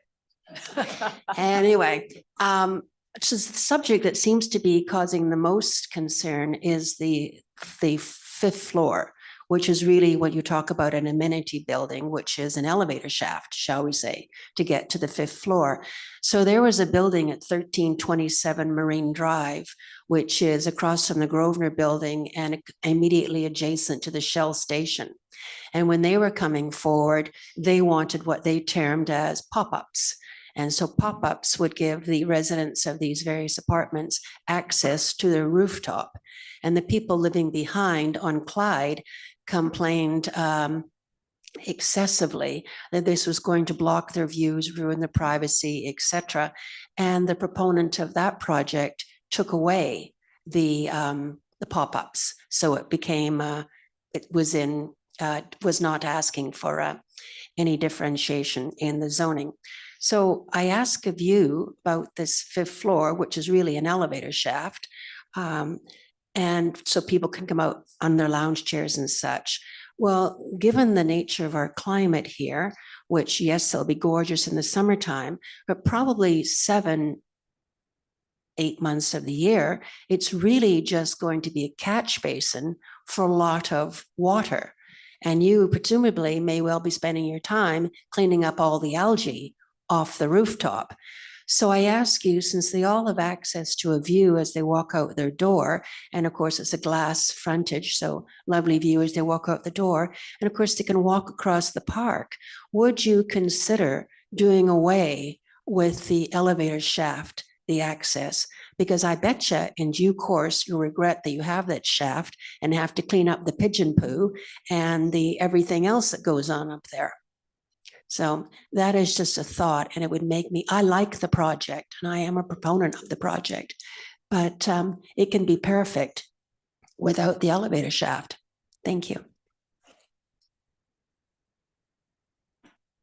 Sorry, is that? Do you have a response to that? Yeah, I mean, I think it goes again to the best use of the property and the building.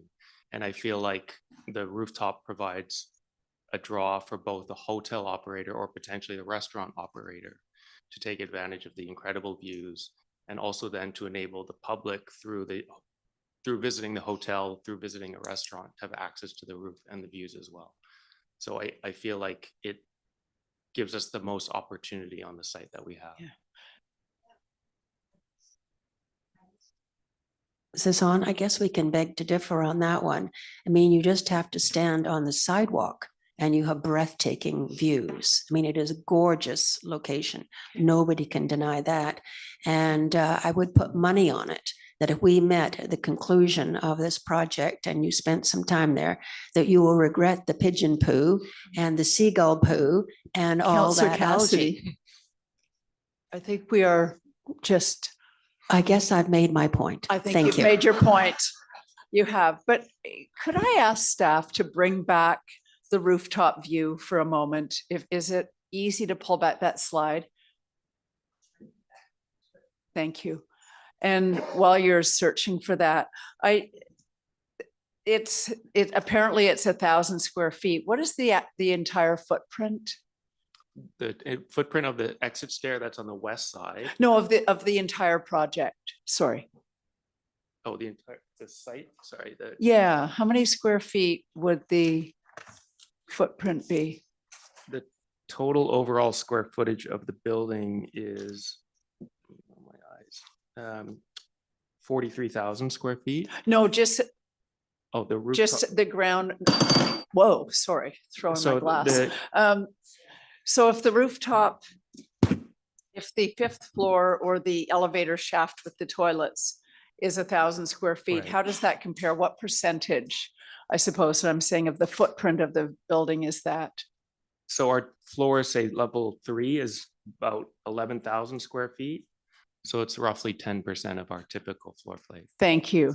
That clarifies a lot for me. Thank you very much. Are there any other questions or comments from council? Councillor Thompson. Just a quick question for staff. Mr. Timmer mentioned that these shafts were mandatory in Vancouver for access.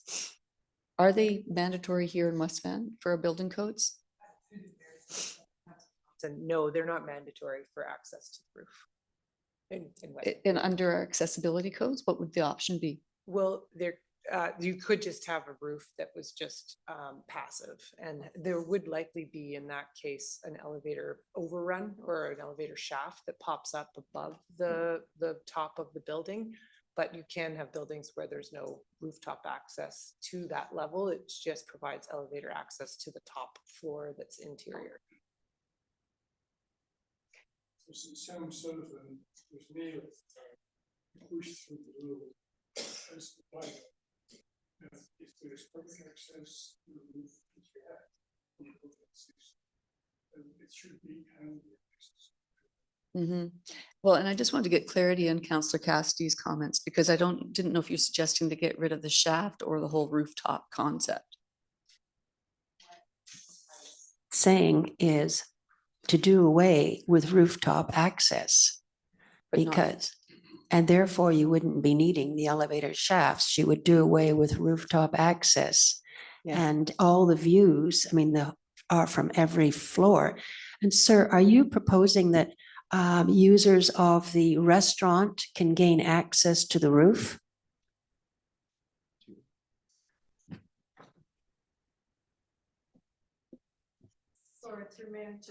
Cassidy, if permitted to elaborate a bit. The exact operation of the rooftop hasn't clearly been defined yet because we're still obviously putting this forward. But I do think it's important to note that as we went through the public consultation process, we had considerable feedback from people in the community that wanted a rooftop amenity that could serve the hotel and the restaurant potentially. So we did take that into consideration, which is part of the reason it's not just a passive roof space. Originally, I believe there was an idea of it being part of private spaces for the upper level accommodations, but there was desire from the public to make it a public space or more public space. Okay, so if I dine, I can take my meal up to the roof. I'm not in, we're getting a little bit, I think, into a level of detail of operation that we, not being the restaurant operator, I wouldn't feel comfortable answering that question. I think it's something that has to be determined with the operator in terms of what's going to work with the facility. Yeah. Okay, but I I'm believe, just going to ask that we stick to questions though I and not am comments. sticking to a question. Okay, thank you. So that would be nice to know because the only concern that I've heard from the individuals here today are to do with that rooftop pop-up. So it would, I mean, you're an architect, just me, but one of the things I've always heard in life is the devil is in the details. And if it's a detail that is exceedingly irritating to a number of the residents, then why not do away with it? I guess that's a rhetorical question.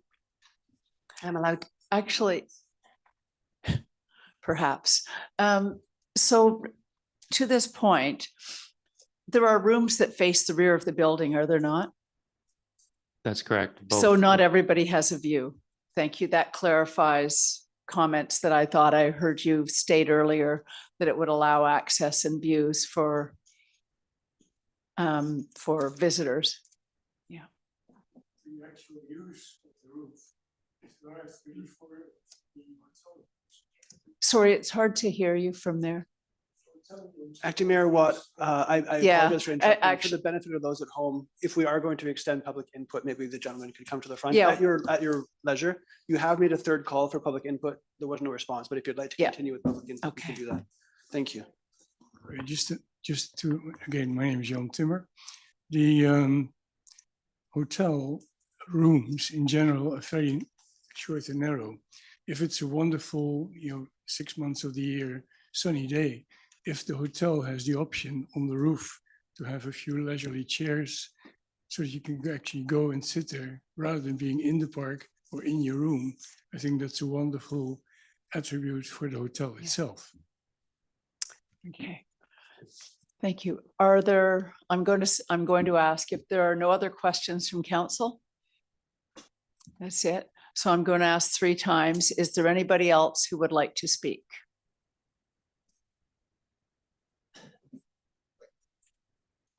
Oh, we have somebody new.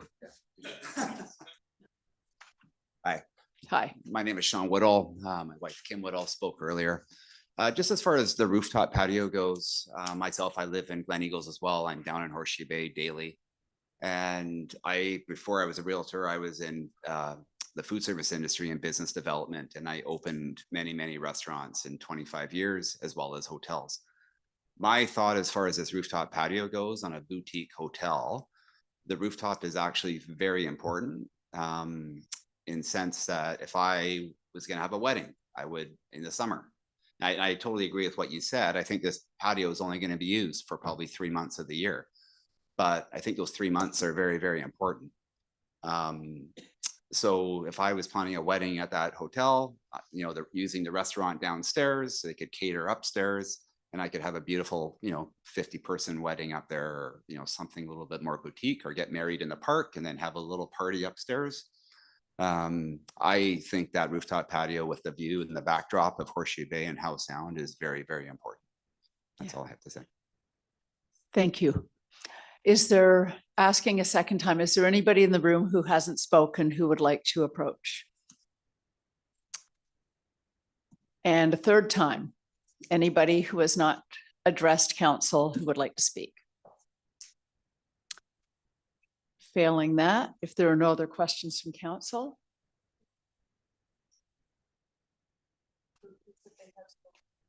They have spoken before, or, okay. Please approach.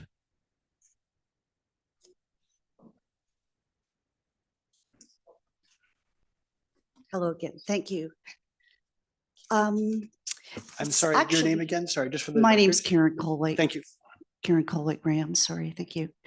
I mean, I'm actually really excited. There's a lot of energy in this room, and I want to be really clear that we are totally for a hotel and the restaurants and the shops. It's going to entirely contribute to the vitality of Horseshoe Bay. So I really want to make that clear.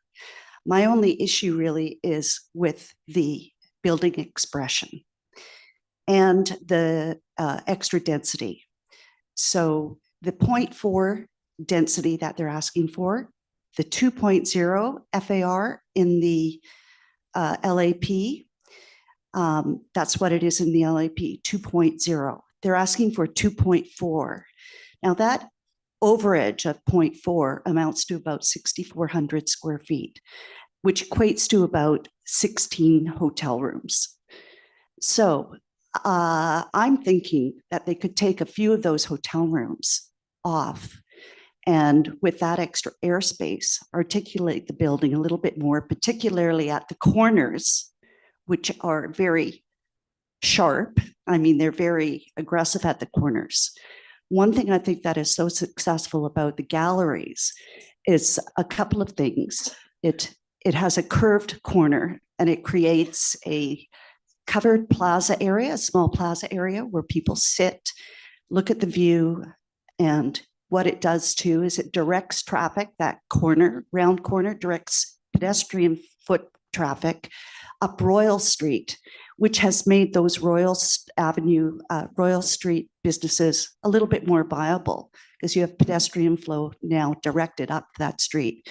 One gentleman here commented about mirroring that particular corner of the galleries onto this site, in that as you come down Royal and you're approaching the water, that water view opens up to both sides. And I think that would help pedestrian flow again for those businesses that are now going to be on Bay Street towards the Spirit Gallery as well, those businesses. So in terms of a few of the architectural perhaps elements that might be reconsidered, I think that in my opinion, the linear box forms of the balconies and the upper cornice are what really are contributing overwhelmingly to the perceived massing of the building. I'm wondering if that could be reconsidered. Those things could be looked at. Again, perhaps removing some, 4 hotel rooms in order to articulate the corners of that building. And those are just a couple of, I think, a couple of exercises that might be explored that could really change the overall architectural expression for the better. But a hotel and restaurants and stuff, that would be great in Horseshoe Bay for sure. No problem with that. It's just the architectural expression. Thank you. Thank you. I have a question for staff. As this proposal has come forward at a 2.4, that is what we're looking at, correct? Yeah, so if council, for whatever reason in their wisdom, was to consider removing hotel rooms, re-articulating the corner, we would be going back to the drawing board. That's okay. Thank you. Anybody else who would like to speak? It's mainly Suzanne Dwells. Just a question which I don't understand in regards to the fifth floor. In the architectural drawing, H 2.5, it does say optional, what does it say? It's a small print, optional addition of 1,800 square feet. So that means it's an addition, possible expansion on the fifth floor on top of the 2.4 FAR. If I understand the architectural drawings correctly. Staff, could you comment, or the proponent, please? Could you clarify? Thank you. Area that's designated on that page is a potential expansion of the outdoor space, not indoor space. Thank you very much. Okay. I'm going to ask one more time, anybody who hasn't spoken? Second time and a third. So failing more comments, I'd like to propose that somebody move a motion to adjourn this meeting. Councillor Gambioli, your mic is on. Yeah, I have one more question. Oh. So for staff, just wait till the fire hall people leave. Oh, that was quick. So just in terms of process, if, you know, if the concerns with the massing and expression are sort of, you know, win the day, then what does this mean for the applicant and this whole project in terms of timing, in terms of next steps? What does that mean, please? Yeah, through the acting mayor to Councillor Gambioli. So as the acting mayor said, that would mean a redesign, and that would mean that the project would have to go back a number of steps to be reconsidered, because the development permit that is part of the development proposal before council's consideration tonight does include the 2.4 FAR, the partial fifth story, and all of the programming, the commercial uses, the hotel uses in it. So it would mean a redesign, and it would mean coming back to council to enable to move forward. And to clarify, it would be a year, am I correct? There is a break coming up for summer for council, and then obviously this is an election cycle, so there are less council meetings available this year. But it would likely, I couldn't hazard a guess, but okay, sorry. Yeah, pardon me. Mr. Bailey, I thought earlier. Yeah, so if council was to deny this proposal, then they couldn't come back for another year based on the development procedures bylaw. Yeah, that's what I understood. Thank you. Councillor Thompson. I was just going to make a motion if unless there's any other Excellent, questions. I'd like to recommend that all written and oral submissions regarding proposed official community plan bylaw number 4985/2018, amendment bylaw number 5451/2026, zoning bylaw number 4662/2010, amendment bylaw number 5452/2026, and development permit 25-099 for 6408 to 6418 Bay Street, up to and including the June 9th, 2026 public hearing be received, and that the public hearing be closed. Do I have a seconder for that? Thank you. Councillor Gambioli, your mic is on. Yep. And so I have something to say, Okay, because this is when we're supposed to thank you. have discussion if our point. So just to be clear, we're not making a decision tonight. Probably the decision will be in a couple of weeks. Yeah. And if we close this public hearing with this next vote, it means that the public cannot contact us, cannot send us any more emails. We cannot receive any more information about the project. No new information can come from the public. So please don't call us. Please don't write to us. Yes. That will cause a problem. So Thank you. That is absolutely true. This is the end of any further input. So can we put that to a vote? All in favor? Okay, opposed? Thank you. And that adjourns this meeting. Thank you very much for your patience.